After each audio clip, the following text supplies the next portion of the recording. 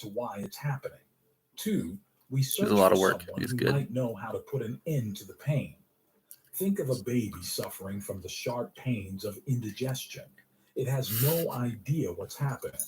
All it knows is that it wants someone to come and help get rid of the pain. As we grow older, we gain more understanding, largely from what we've learned from other people as to how to deal with pain.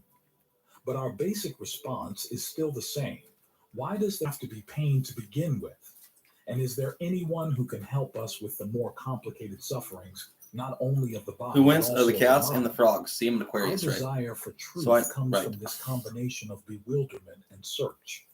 We'd like to find the reality of a true happiness, untainted by pain, a happiness that doesn't disappoint us.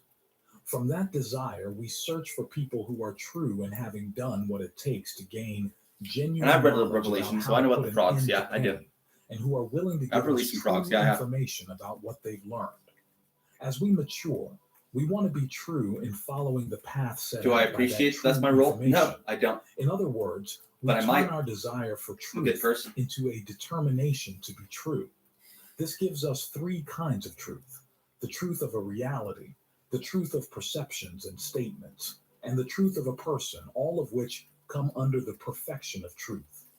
This is reflected in the fact that the Pali word for truth, saka, has the same three meanings. Where are all my friends? First, Frogs. there's truth as a quality of the person. To begin with, a true person is someone who is honest and accountable, someone who realizes that actions have consequences and is willing to take Most of us have been responsibility killed for now. what he Someone or poisoned she has the done. stream. This was one of the qualities that the Buddha said he looked for in a student.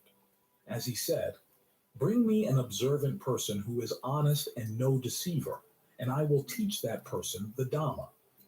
At the same time, a true person, motivated by the desire to put an end to suffering, will earnestly stick with the path to that goal, despite any hardships it may entail. A Guess person what? who It is won't matter. true in these ways will want to You look for poison a the stream, teacher guys? who is also true Mr. in these Wintertime. ways. If you're earnest in wanting to put an end to suffering, you'll want someone who has earnestly followed the path Is that how you guys feel? and is truly reliable in judging the Let's go with results that. of his or her own practice. You don't feel that way? People Mr. of Dog? integrity are most You drink out of confident this when drink they're before? associating have? with other people of That's what I thought. integrity. This kind of truth, in which you are a true person, honest, reliable, accountable, Miss and Dog? earnest, is a quality You? that is held to across the board throughout the practice. Did you pee in it? The word truth You didn't mean to can pee in it. also apply to I knew that was the thing. perceptions and to statements. In other words, you perceive Philippe as Philippe. That's a true perception. You say, "Philippe is wearing a blue-gray jacket right now." That too is also a truth, the truth of a statement. You don't Then there's pee in the truth of a stream if you can reality. help it, guys. For instance, whether or Have not I? we Yes, I perceive have. this bowl as a bowl, it exists on its own, and at least for now, it has its own reality in existing as an object. In the Buddha's teachings, this point particularly applies to nibbana, which is a Cows, reality I'm that's talking to you always too. true. So there are three kinds of truth: the truth of a person, the truth of a perception or So it is statement, what happened. and the truth of a reality in and of itself.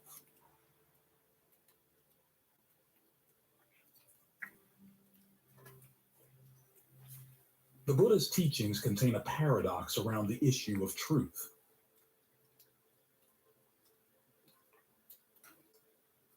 On the one hand, truth is one of the perfections, and guarding the truth is one of the determinations.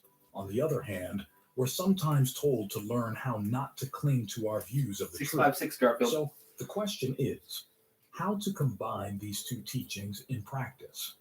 The paradox can be resolved when we note that these teachings apply to different aspects of truth.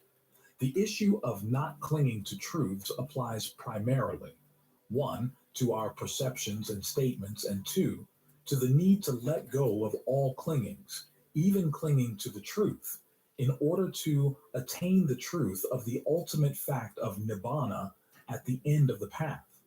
With regard to perceptions and statements, you always try to make them true, but you have 756 to Garfield. realize that perceptions and statements have their limitations. Sometimes our perceptions can seem true when they're not. Some statements may be true for some situations, but not for other situations. You always try to perceive and tell the truth, but there's always the possibility that your perceptions and the statements based on them may be wrong. So you have to realize that these truths have their limitations. This is why, when you decide to act on views you formulated or picked up from others, you have to be careful to test them in your actions to see how true they actually are. In addition, you'll find that there are some levels of the practice where one statement or set of instructions is true and useful, and another level of the practice where it's no longer useful. On that level, you have to let that particular truth go. As for letting go of all clinging to truth, regardless of the type, that comes only at the end of the practice. As long as there's the slightest amount of clinging in the mind, it can't reach the highest level of freedom. But to get to the point where we can let go of all truths, we have to deal skillfully with truths in the meantime. To explain how we do that, the Buddha distinguishes truths in another way, based on the verb that's appropriate for dealing with different kinds of truth. The truth. As something you perceive, as something you tell, as something you guard, as something you awaken to, and in awakening to it, you go beyond it. Perceiving, of course, relates to truths as perceptions. Telling relates to truths as statements. Guarding relates to how you recognize the sources and reasons for your perceptions and statements. But as we'll see, awakening to the truth involves all four kinds of truths. Truths of a person, of perceptions, of statements, and the truths of facts or realities in and of themselves, before you let go of them all. Let's look in more detail at these four ways of relating to the truth. First, perceiving a truth.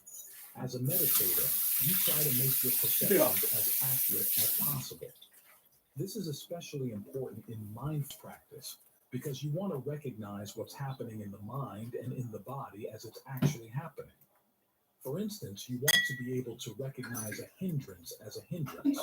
If something skillful arises in the mind, you want to perceive it as skillful. In that way, you can act appropriately with regard to such things as they happen.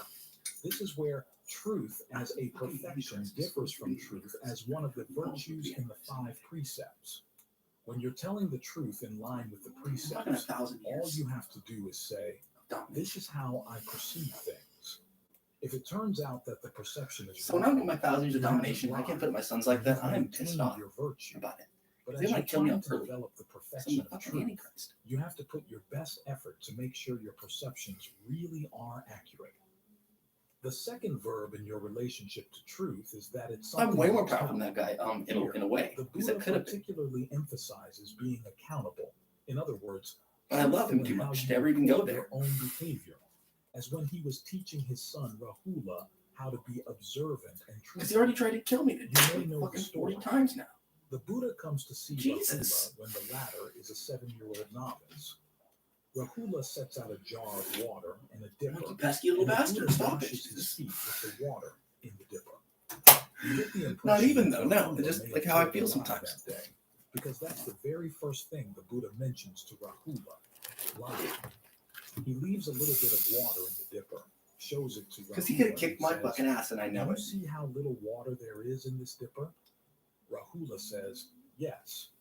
The Buddha says, "That's how little goodness there is in a person who tells a deliberate lie and feels no shame."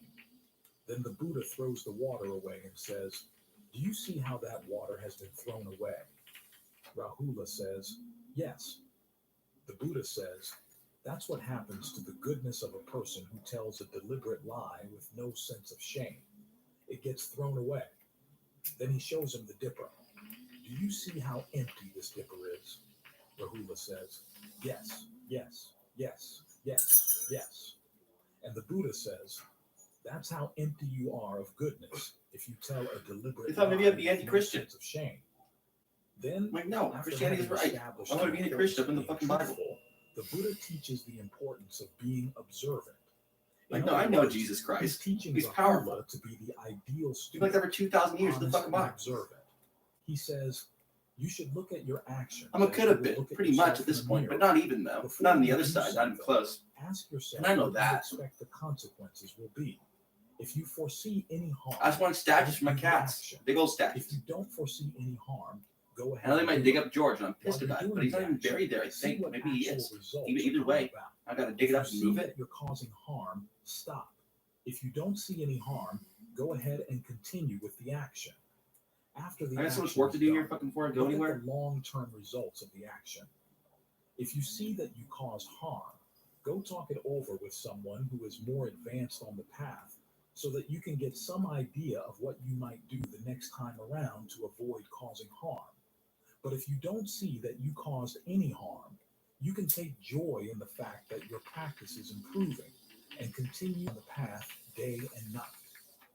The important point here is that if you find that you've made And a out there, mistake, you got like you talk Bacchus it and over St. with John out there. somebody The fucking because names I this gave is the great how ones you I've named learn. all like that. Yeah. This is why we have the Sangha as a container for the Dionysus and why the Yeah. Buddha and said St. John. having admirable friends is necessary for the practice. The only way you can take advantage of having that admirable They're people friend too. is to be truthful in reporting your mistakes. If you hide your mistakes from other people, you start hiding them from yourself.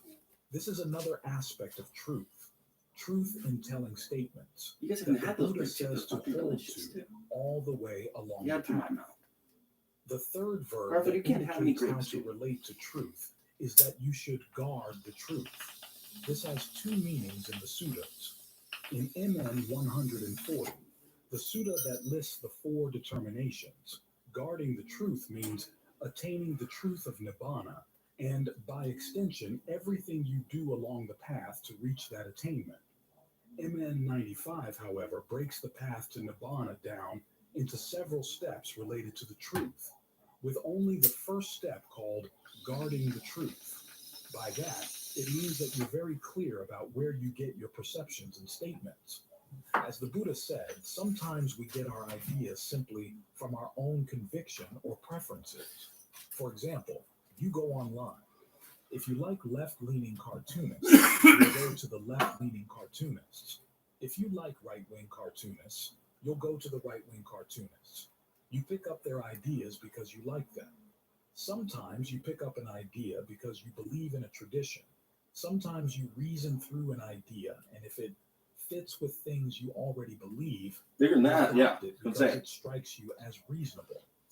Now, none of these approaches are adequate bases for knowing whether something is really true or not. Well, see, This that's is why I opened one the of the Bible areas afterwards where and you get off my have to ass. learn how not to be attached to your views. When you hold a particular view as a basis for your You actions, see, not even. you have to ask yourself, where did I get this view? Why did I accept it? As you examine this issue, you begin to realize that many of the things you thought you knew are actually based on liking or belief. So, as you practice, it's always important to keep this fact in mind because you have to remember that there are a lot of things you don't know about in the practice and in the world. This doesn't mean that you should take no position on things you don't fully know.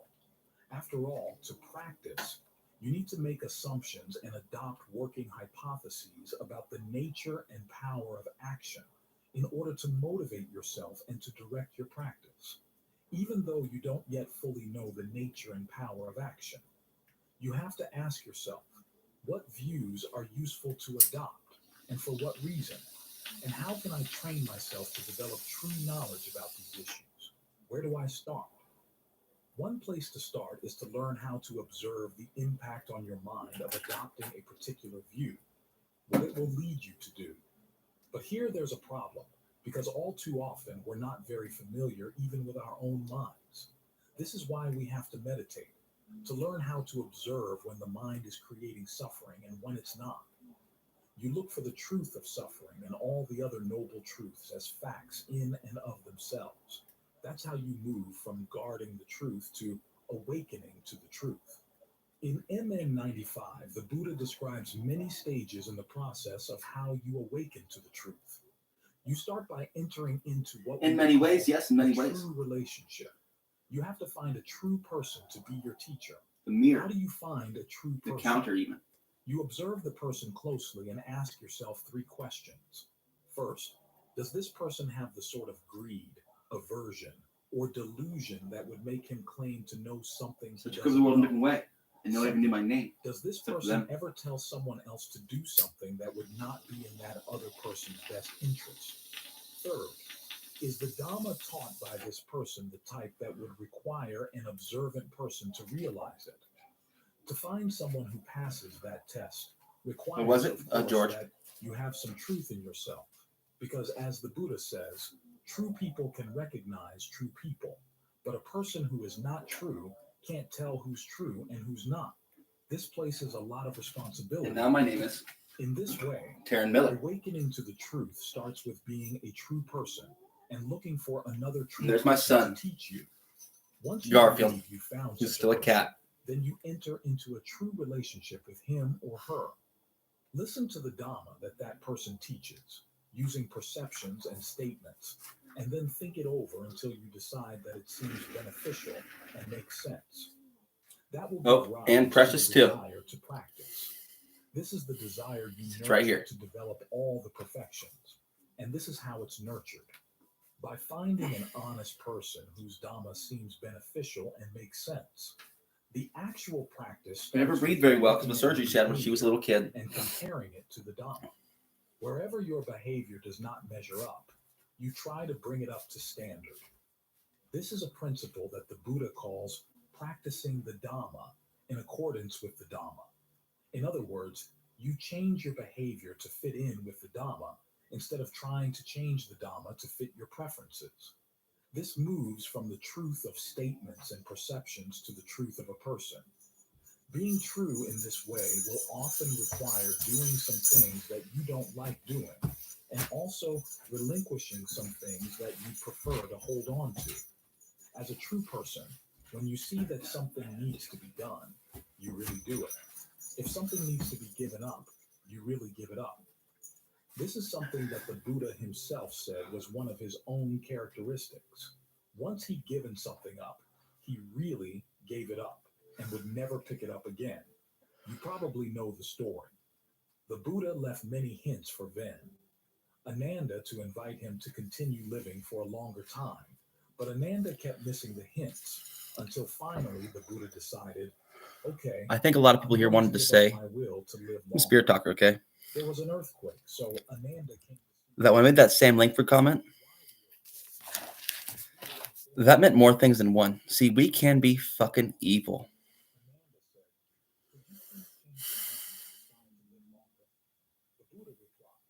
People look like this. Yeah, often.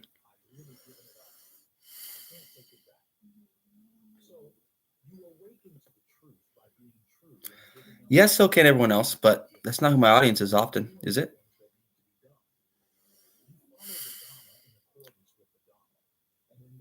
It's heavy duty.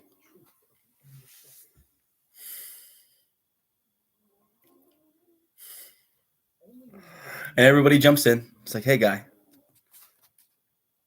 I'll show you where I am. Who's Samson? Who's that guy? Bad. No, bad. So I don't cut my hair, huh? In a way, yeah, in a way. Yeah, my crown chakra's back completely. Just had to dance a little more, huh? Just a little bit of training, and I'm like, boom, done, ready. Holy shit, right? I fucking knew that. I didn't even know like that. That shit got me that fucking bad, dude.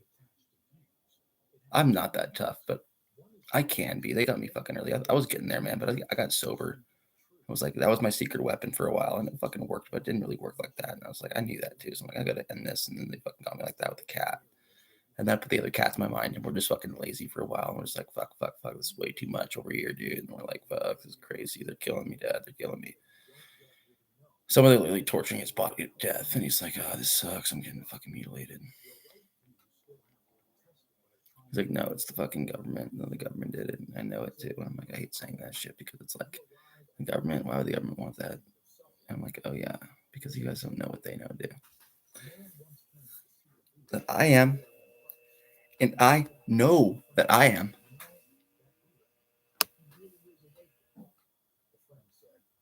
God. exactly. No, exactly. Exactly. You're like, of course he does still think that, right? It's like, yes and no. Yes and no. Because, like,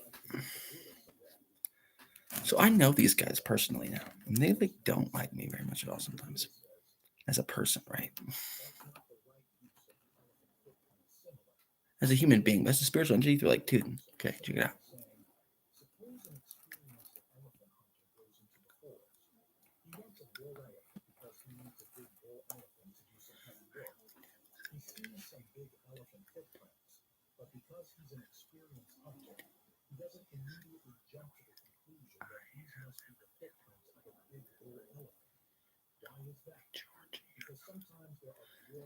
So what I'm trying to say is my cat, Big George, is God now. I guess. Now that he died, I am no longer God. But I was God.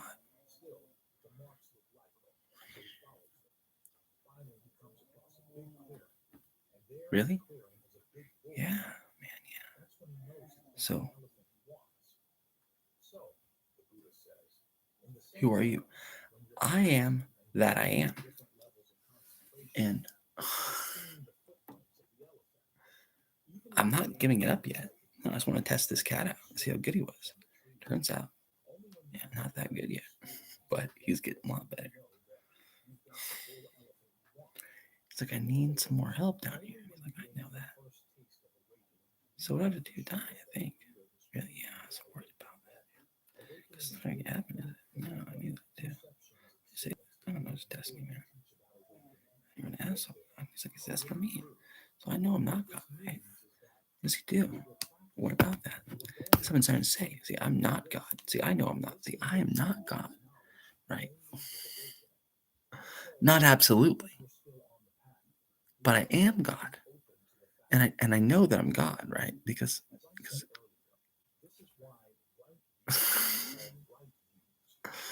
because I'm like, I asked the clouds. This is what certain mystics have been beating around the bush. Like the mysteries, the mysteries. They don't like talk about it. It's like, no, okay, check it out.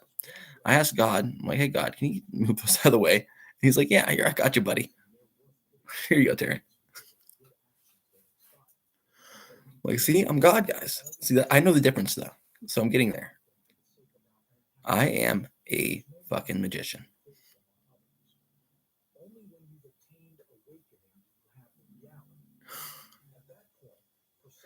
Who am I exactly though?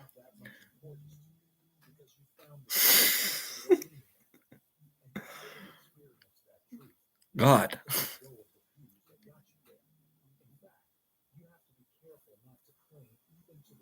Why? It's complicated. Well, because my cat was God when he was alive. And now that they captured him, the fucking Shinigami Xenobites, I am God.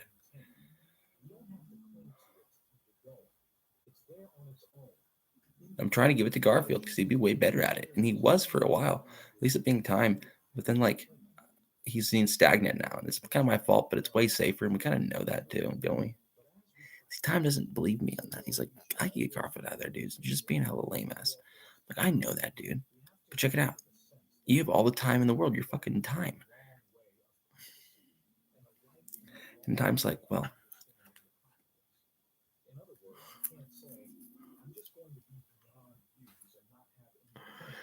he looks like, yeah, he does look like the devil, the classic depiction of the devil. To me, he does.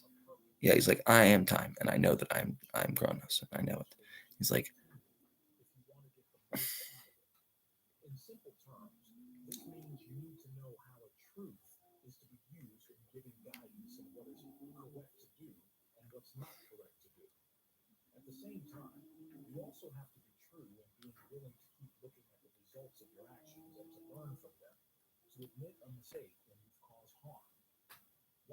things happen, right?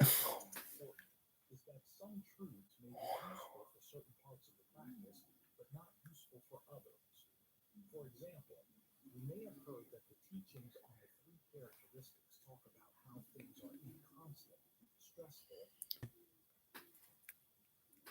self. First, though, it's important to know that the Buddha never called these three characteristics. He called them perceptions. And the important point about them as perceptions is knowing when to apply them and when not. For example, when you're practicing the precepts, you don't say, oh, my actions are inconstant, stressful, and not self, so I don't have to be responsible. You have to hold on to the precepts. You apply the perceptions of inconstancy, stress, and not self. Why though? Because I can do shit like that. Okay. I love that chick out there. Night. Right? This is what I'm talking about. So, like, my higher self is Mr. Knight. My highest self is Miss Knight. Mrs. Knight, really, yeah.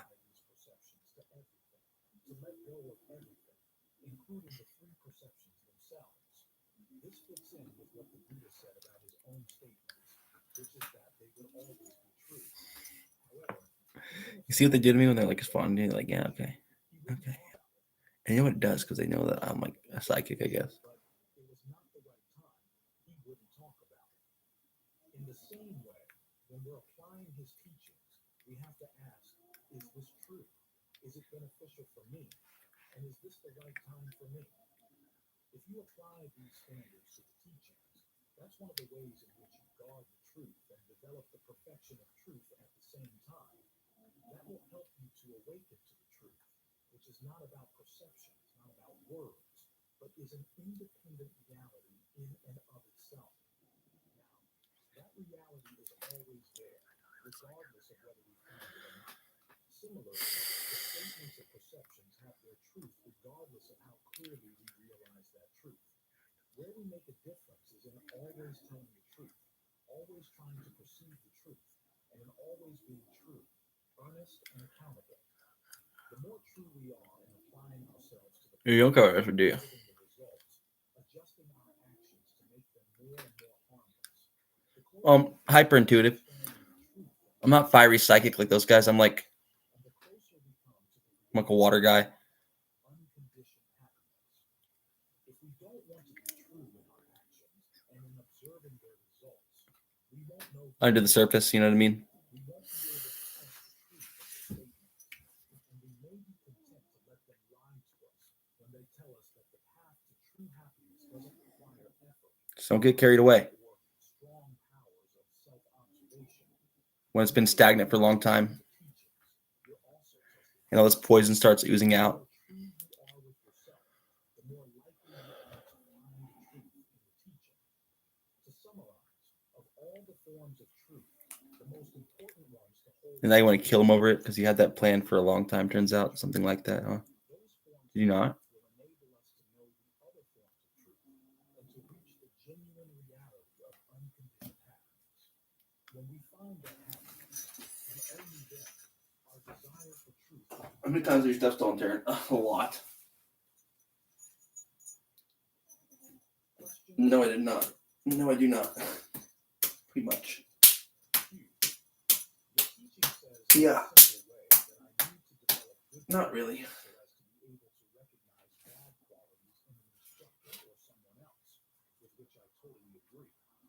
On the other side, I've heard that if I identify bad qualities in other people, it means that I must have these bad qualities in myself, and I should work on that, with which I partially agree.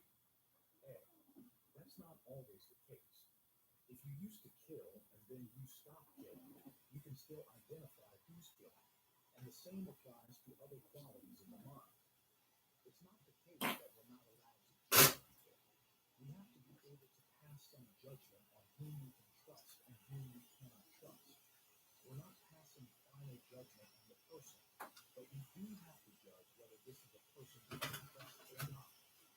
As the Buddha said, the most important external factor in making progress in the Dhamma is admirable friendship. So you have to be able to judge who's an admirable friend and who's not. There's an article called The Power of Judgment on the Taranmiller.org that deals with this issue in detail. Here, the last words of the teaching on Saka, or truth, lead me back to a question I often ask, which is, the choices I make about my spiritual path, the strategies I apply, 722 in that clock, Garfield. since the truth can be valid on some levels and not valid on other levels of the path, am I simply following the preferences? Of course, it depends on discernment, but are there also other qualities? It's been mentioned that one has to know where one is on the path in order to practice in accordance with that level, but it's not so easy to be clear on this subject. As a John Taran would say, it is sure but not certain. Of course, it has to do with the views that we have about ourselves and the profound intentions concerning others. It seems to me that on such a matter, a mistaken evaluation can have heavy consequences. There are two qualities that will protect you on the path, and those are the two qualities that, as I said, the Buddha looked for in any student. One, that you be observant, and two, Man, a lot of us, man. now, this also includes being honest with yourself. People who grew up with it just shit talkers and liars. So just feel mouths like, yeah. Important is that you test any teaching Just full of shit. and look at your intentions. I've been the same way myself a few times. Yeah, I have. Also look at the results that come about when you put it into practice. As long as you're operating on what you see as good intentions and you apply this training in being more honest with looking at your intentions and at the results of your actions, that will help keep you on the path. Think of a John Moon as an example. He was off in the forest alone. Sometimes, while meditating, he would have visions of devas coming to him with teachings. If he had believed everything they said, he would have gone crazy. As he told his students, no matter who or what the teaching comes from, what matters is, if you put it to the test, what happens as a result? That way of testing the teachings was what got him on the right path and kept with them. So, your own honesty about your intentions and the results of your actions is what protects you.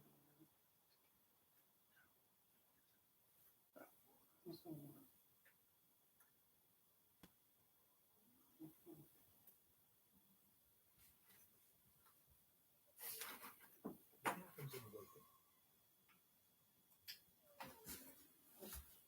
There are instances in the canon where the Buddha teaches his listeners to analyze experience into the five aggregates of form, feeling, perception, thought fabrication, and consciousness, and to view those aggregates in terms of what Buddhist tradition has termed the three characteristics, or what the Buddha himself called perceptions, or labels, saying the perceptions of inconstancy, stress, and not self. There are other Yes and no. Yeah, I understand them. I just don't like it very much because perceptions to the six sense media. these Joker cards out there, other than people like me. Tongue, body, and intellect. In both cases, his listeners on adopting These Joker cards, not these fool cards. You know what I mean? either their first glimpse of awakening called the arising of the Dharma heart, or the total awakening that brings about once and for all the end of birth, death, and the total mass of suffering and stress. Frequently, the arising of the Dharma heart is expressed as a realization often translated as whatever is separate So I'm a 2 in a way. is all separate passing away. If I got an ace, Sounds like an affirmation of the perception a king, jack, and queen. I'm good. you see that, yes, all things arise and pass away. This interpretation of what seems like Dharma is reinforced by a compound often used to describe all the different stages of awakening. Japa, Rupa, Jnana, Prasad. This compound is typically termed Really though? not You probably not. But the way I play, yeah. this sounds as if awakening is when you affirm based on your own vision and knowledge. Because I just don't die. Like I'm the guy who plays Magic, and he's just like staring at his hand. He's like, okay, fine. Okay, fine. You'll beat me next turn. I know this. I know you win next turn. But I'm not gonna say turn until I fucking win. Watch. Everyone can see that things in general are impermanent. What's so special about the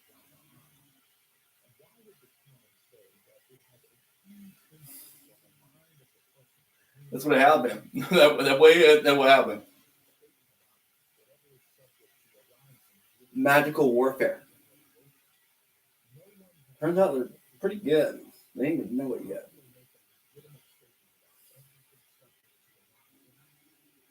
They're fucking evil as fuck. Just so evil.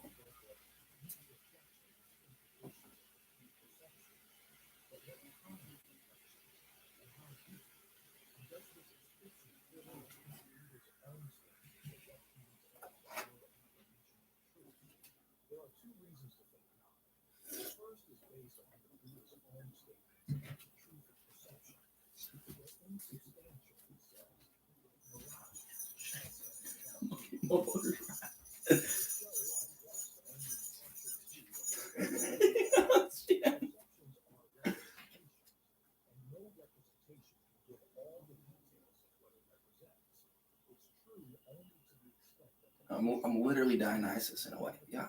So I'm like, Greek mythology is right. I know it. I'm like, who am I? Greek mythology turns out to be right for me.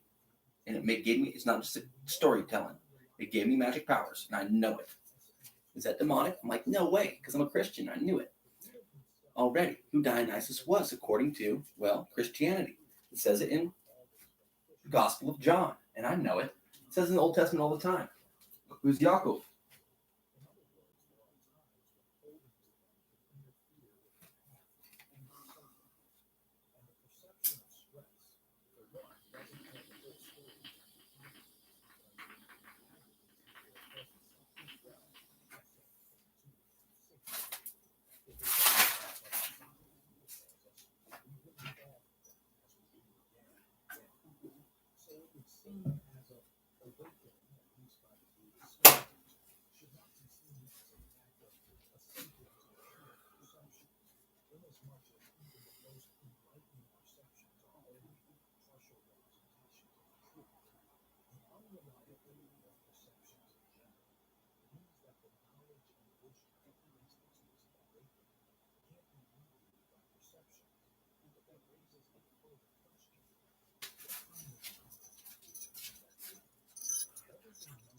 Senses involves labels and perceptions. Then there's the second reason for thinking that awakening, viewed as the affirmation of the truth of the three perceptions, wouldn't meet the Buddha's own standards for what counts as a reliable way of arriving at the truth. This reason is based on his discussions of the invalid ways in which people commonly become convinced of the truth of a particular view or teaching. These ways include logic, reasoning deductively from general principles; inference, reasoning inductively from individual experiences to general principles; analogies, seeing how something unfamiliar has parallels with something familiar; and what the Buddha termed agreement through pondering views, thinking seriously about a teaching until you decide that it makes sense, in that it fits in with your experience or what you already believe. None of these ways of arriving at the truth, the Buddha states, is really trustworthy. As he notes, beliefs supported by these reasons could turn out to be true or they could be false. And 366 MN 95, which means that on their own, they can't serve as reliable methods for ascertaining the truth. Now, if awakening meant assenting to the truth of the three perceptions, it would fall either under inference or agreement through pondering views, or both. You ponder until you infer from your limited range of personal experience that all things that arise pass away. But again, if this is awakening, it wouldn't meet the Buddha's standards for what counts as a reliable basis for affirming the truth. The texts say that one of the attributes of people who have gained the Dhamma eye is that their confidence in the Dhamma has been verified. Ain 10:92. But this type of awakening, from his point of view, would verify nothing. The question is, did the Buddha think that awakening happened in this way, that it meant affirming the truth of the three perceptions? In other words, did he hold to a picture of awakening that, unbeknownst to him, didn't meet his own standards for what's a reliable guide to the truth. His words, as reported in the canon, suggest two main reasons for why the answer is no. These reasons have to, with one, the larger context of how he describes awakening in the rest of the discourses, and two, questions of translation. The view that awakening means affirming the truth of the three perceptions is based on taking a few passages out of context and on mistranslating some key terms. What is seen by the Dhamma eye and what kind of knowledge and vision constitutes awakening, because the correct translation of these terms becomes clear when taken in the larger context. We have to look at the context first.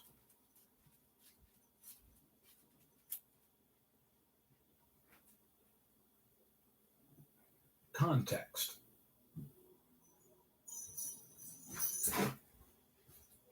Let's go potty, Garfield. Admittedly, it's true that the Buddha uses logic, And an analogy in presenting the Dhamma to others, and he does advise his listeners to ponder the teaching until they agree that it makes enough sense for them to want to put it into practice. But those are just preliminary steps before actually getting on the path. You arrive at awakening only when you exert right effort based on what you've learned. MN 95. In other words, awakening is based not on what you agree to as right, but on what you do and what you experience as a result of what you do. This point is shown clearly by the Buddha's description of the event on which all other descriptions of awakening are based, his own experience of awakening. In none of his autobiographical accounts of the awakening experience does he mention the three perceptions. Instead, all of his accounts center on either of two themes: understanding and fulfilling the duties of the Four Noble Truths, or understanding cause and effect as they play out in the steps of dependent co-arising leading to suffering, and then using that knowledge to put an end to those steps. In both cases, these themes focus not just on things as they are, but more primarily on things as they function, how, through the principles of cause and effect, they have the potential to lead either to suffering or to the end of suffering. We can call this things as they can be. Take the duties of the Four Noble Truths. The four truths are the truths of suffering, its origination, samudaya, its cessation, nirodha, and the path to its cessation. Each truth has its own duty. 1. You have to comprehend that suffering is the act of clinging with desire and passion to the five aggregates. 2. You have to abandon through dispassion the origination of that clinging, which is craving. 3. You have to realize the cessation of suffering through dispassion for craving. 4. And to arrive at that dispassion, you have to develop the 8 factors of the noble path. The Buddha often describes the first glimpse of awakening as seeing in your immediate experience that this is suffering. This is the origination of suffering. This is the cessation of suffering. And this is the path to the cessation of suffering in 312 and 374. The way these statements are phrased, with the repeated emphasis on this, suggests that the Buddha is talking about a direct experience of these things. In other words, you've done some of the work. You've developed the path enough to have a glimpse of the cessation of suffering. The suggestion that this experience includes direct knowledge of the path is confirmed by the fact that the other main term for the arising of the Dhamma eye, entry into the stream, defines the stream as all 8 factors of the Noble Eightfold Path, SN 55-5. You've seen all the factors, from right view through right concentration, come together in the mind. The suggestion that this experience includes direct knowledge of cessation is confirmed by several passages in the canon. MN 48 notes that one of the prerequisites for verifying that you've had your first glimpse of awakening is when you can answer yes to this question.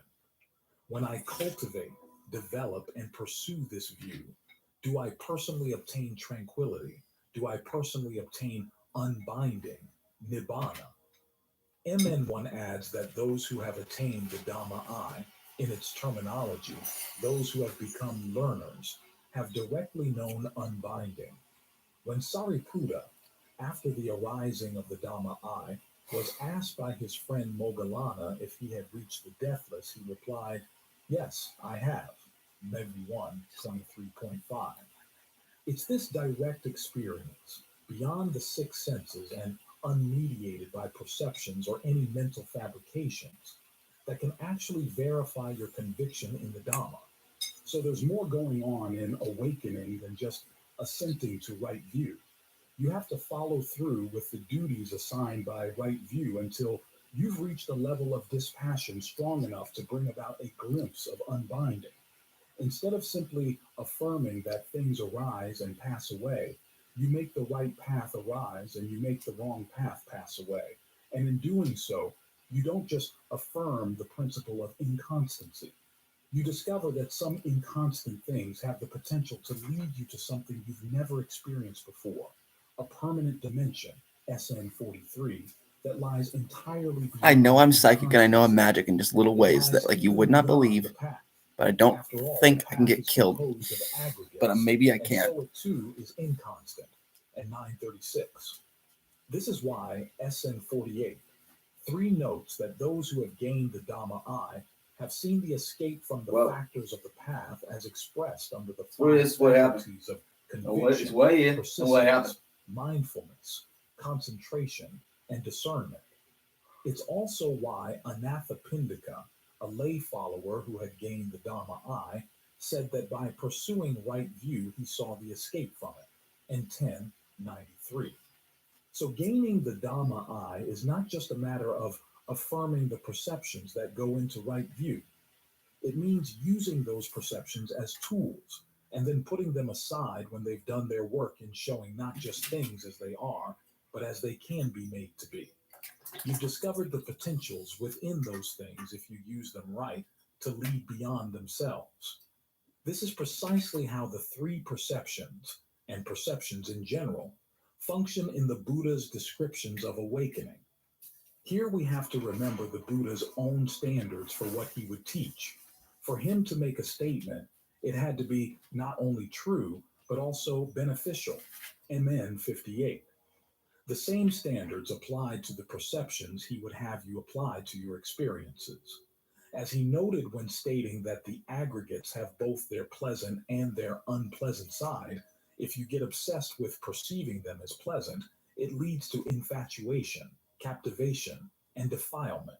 In other words, even though the perception of pleasure may be true in some contexts, it's not beneficial when viewed in the context of the duties of the Four Noble Truths. Instead of getting you to abandon passion, it leads you to develop more passion and to cause more suffering. If, however, you focus on the unpleasant side of the aggregates, as when you apply the three perceptions to them, it leads to disenchantment, dispassion, and purification. SN 2260. This would be in line with the duties of the Four Noble Truths to induce dispassion. So the result will lead to the end of suffering. This corresponds to how the Buddha explicitly describes how the three perceptions function in leading to awakening. When a listener sees in line with these perceptions that all aggregates, past, present, future, near or far, blatant or subtle, are inconstant, stressful, and not self. The Buddha doesn't say that the listener simply agrees with those perceptions. He says that the listener grows disenchanted with the aggregates and so becomes dispassionate, SN 2259. From that dispassion comes release. In other words, forget about that. I can do that experience of the third noble truth. So here again, these perceptions are used not only because they're true representations of the truth, but also because they perform. They have a liberating effect on the mind.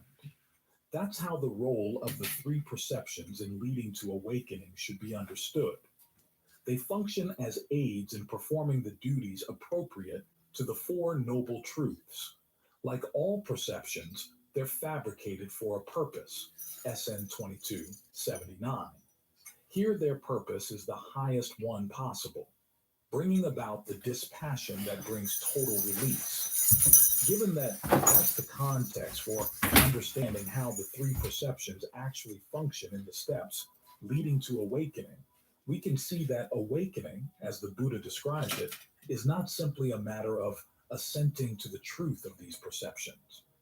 As for questions of translation, when we look carefully at the original Pali version of the statement expressing what's seen by the Dhamma eye, we can see that to translate it as whatever is subject to arising is all subject to passing away is clearly a mistake. And when we No look one's at the taught me to phrase, dance except for some knowledge ghosts. and vision of things as they are, The in ghosts the taught me how to larger dance. context of the discourses, we can see that while that may be a possible translation of the term Yatha Bhuta Jnana Dasana, it misses many Why of the- the implications contained in that larger context.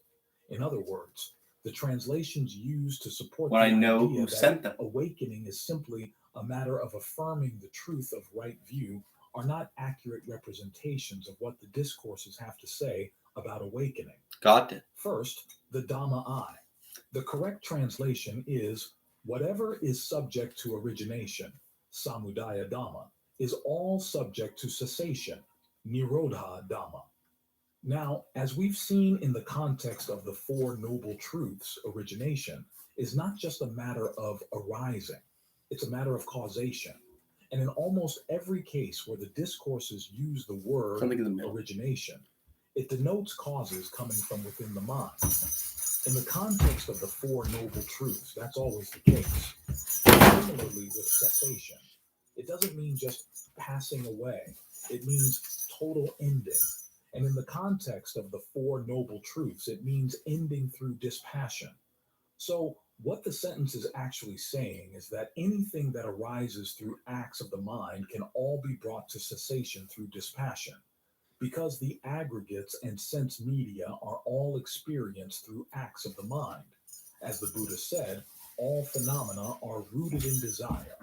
Then, when there's thorough dispassion for them, there's nothing to keep them going.